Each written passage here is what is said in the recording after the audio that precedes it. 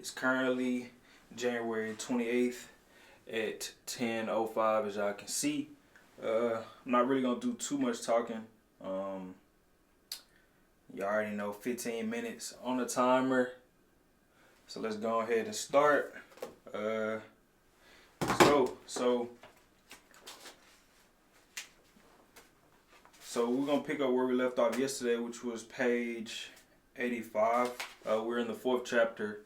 And the fourth chapter is How to Think Big. So let's go ahead and start. The next thing I did was call a meeting of my supervisor personnel and explain the incident to them. Then I showed them what a customer is really worth. Once I got these people to see that the customer is not to be valued on a single sale, but rather an annual basis, customer service definitely improved. The point made by retailing executive applies to any kinds of business. It repeats business that makes the profit. Often there is no profit at all on the first several sales. Look at the potential expenditures of the customer, not just what they buy today. Putting a big value on customers is what converts them into big regular patrons. Attracting little value to customers sends them elsewhere. Let me sit up here. Okay, that's better. Elsewhere. A student related this. See, I don't even know this word, bro. I gotta look it up. Y'all already know me. You know, gotta. What is it?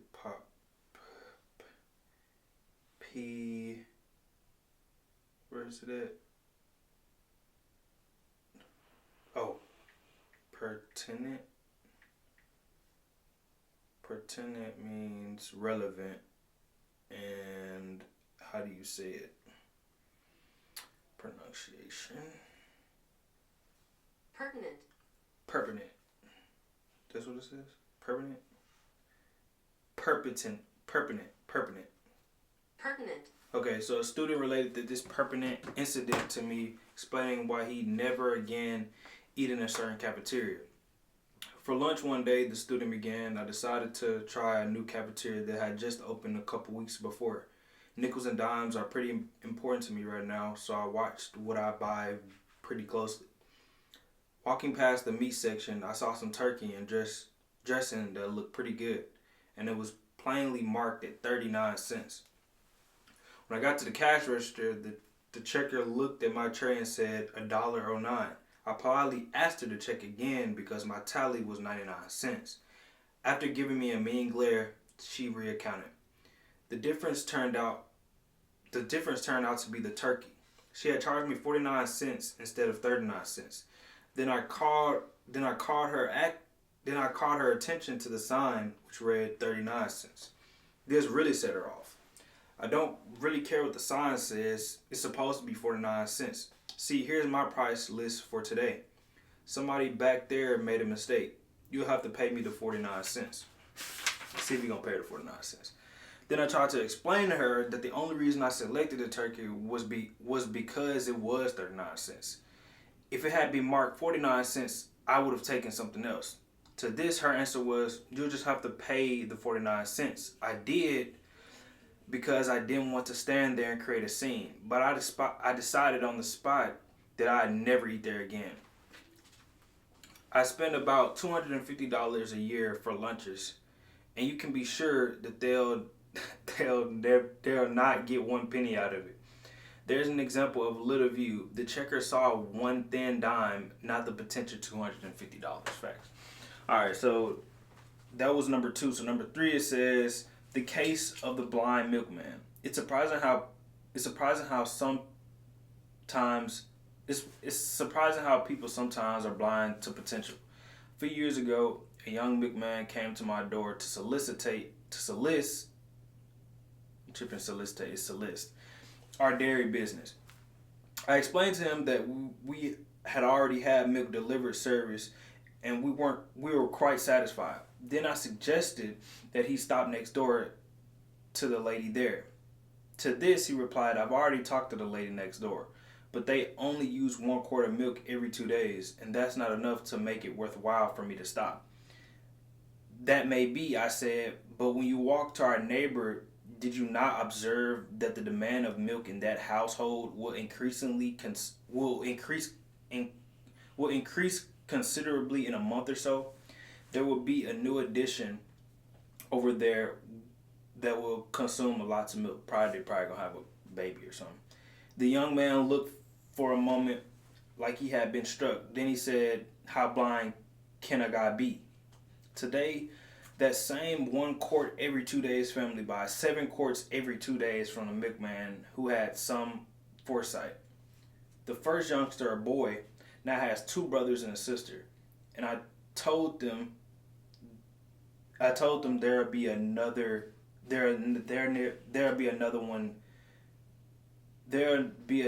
young one soon. I don't know why that was hard for me to say. How blind can we be? See what can be, not just what is. The school teacher who thinks of Jimmy as he is a ill-mannered, backward, uncouth.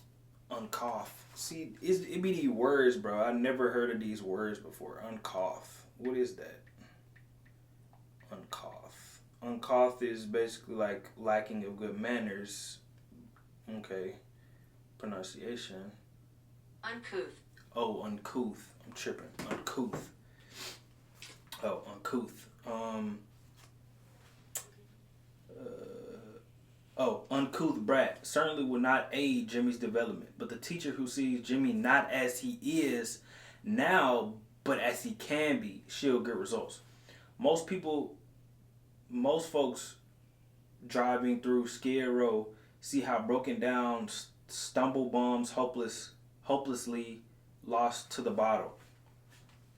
Oh, hopelessly lost to the bottle. So like, if you guys don't know what that is, it's basically like a lot of crackheads and drunk people are on, in LA, and homeless people and stuff.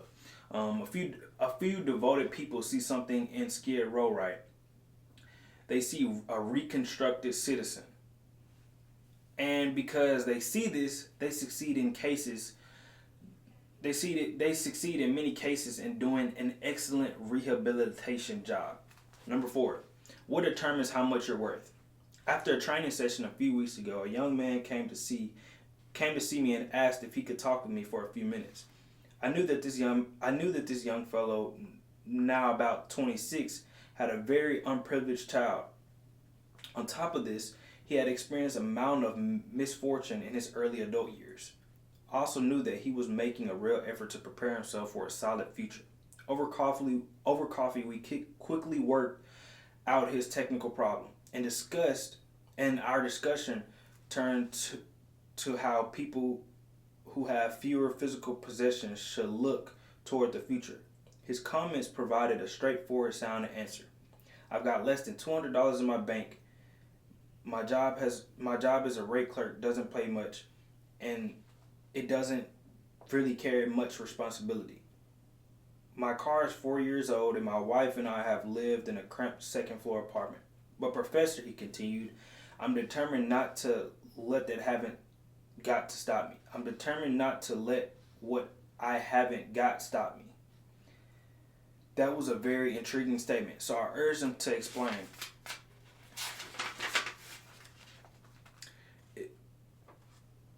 It's this way, he went on. I've been analyzing people a lot lately, and I've noticed this. People who do not have much look at themselves as they are now. That's all they see. They don't see a feature. They just see a miserable present. My neighbor is a good example. He continually complaining about having a low-paying job, the plumber that always gets fouled up, the lucky breaks somebody else got, the doctor bills that are piling up. He reminds himself so often that he's poor and that he just assumes that he's always going to be poor. He acts as if he's centered. He acts as if he is centered. I'm tripping, y'all. I can't even. He acts as if he is sentenced to living in that broken down apartment for the rest of his life. My friend was always speaking from the heart, and after a moment's pause, he added, "If I looked at myself strictly as I am, an old car, low income, cheap apartment, and a hamburger diet, I couldn't help but be discouraged. I'd be nobody for the rest of my life. I've made up my mind to look at myself as the person I'm going to be in a few short years. I see myself not as a rate clerk, but an executive. I don't see me in a crummy apartment. I see me in a fine suburban home. And when I look at myself that way, I feel bigger and I think bigger. And I've gotten plenty of personal experiences to prove it's paying off. It is a splendid plan for adding value to oneself. This young fellow is on the expressway to a really fine living. He's mastered his basic success principle. It isn't what one has that's important. Rather, it's how one is planning to get that counts. Facts, bro. I'm going to say that one more time. It isn't what one has that's important. Rather, it's how one is planning to get that counts. The price tag that the world puts on us is about identical to the one we put on ourselves. Here's how you can develop your power to see what can be, not just what is. I call these people practice adding value experiences. Facts. All right. So number 1, it says practice adding value to things. Remember the real estate example. Ask yourself, what can I do to add value to this room or house or this business? Look for ideas to make these things worth more. A thing, rather it can be a vacant lot,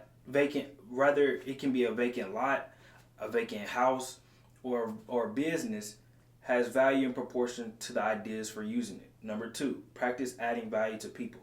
As you move higher and higher in the world of success, more and more of your job becomes people development. Ask, what can I do to add value to my subordinates? What can I do to help them be more effective? Remember, to bring out the best in a person, you must first visualize his best. And number 3, practice adding value to yourself. Conduct a daily interview with yourself and ask, what can I do to make myself more valuable today? Visualize yourself not as you are, but what you can be. Then, specific ways for attaining your potential value will suggest themselves. Just try and see, my bad. A retired owned manager of a medium-sized printing company, around 60 employees, explained to me how his successor was picked. 5 years ago, my friend began. I needed an accountant to head up our accounting and office routine. The fellow I hired was named Harry, and he was only 26. He knew nothing about the printing business, but his record showed that he was a good accountant. Yet a year and a half ago, when I retired, we made him president and general manager of the company. Looking back on it, Harry had one trait that put him out in front of everyone else. Harry was sincerely and actively interested in the whole company, not just writing checks and keeping records. Whenever he saw how he could help other employees, he jumped right in. The first year Harry was with me, we lost a few men. Harry came to me with a fringe benefit program which he promoted would cut down turnover at low cost, and it worked. Harry did many other things too, which helped the whole company, not just this department. He made a detailed case study of our production department and showed me how a $30,000 investment in a new machinery would pay off. Once we experienced a pretty bad sum of sales, Harry went to our sales manager and said, in effect, I don't know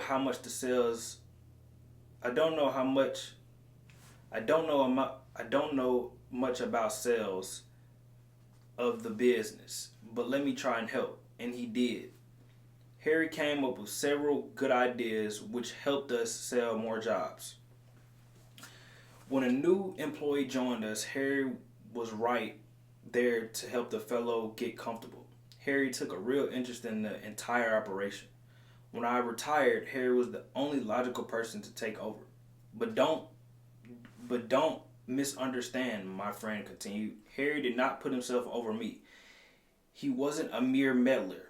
He wasn't aggressive in any negative way. He didn't stab people in the back, and he didn't go around giving orders. He just went around helping. Harry simply acted as if everything in the company affected him. He made company business his business. We can all learn a lesson from Harry that the I'm going to do my job and that's enough attitude is small and negative thinking. Big thinkers see individuals as members as... Hold on. Gonna finish this last part because I'm almost done. So it say they help in every way they can, even when there is no direct or immediate compensation or other reward. The fellow who shrugs off a problem outside his own department with the comment, well, that's not a concern of mine, let them worry with it, hasn't got the attitude it takes to be top leadership. Practice this. Practice being a big thinker. See the company's interests as identical with your own. Probably only a very few persons working in a large company have sincere, unselfish interest in their company. But after all, only a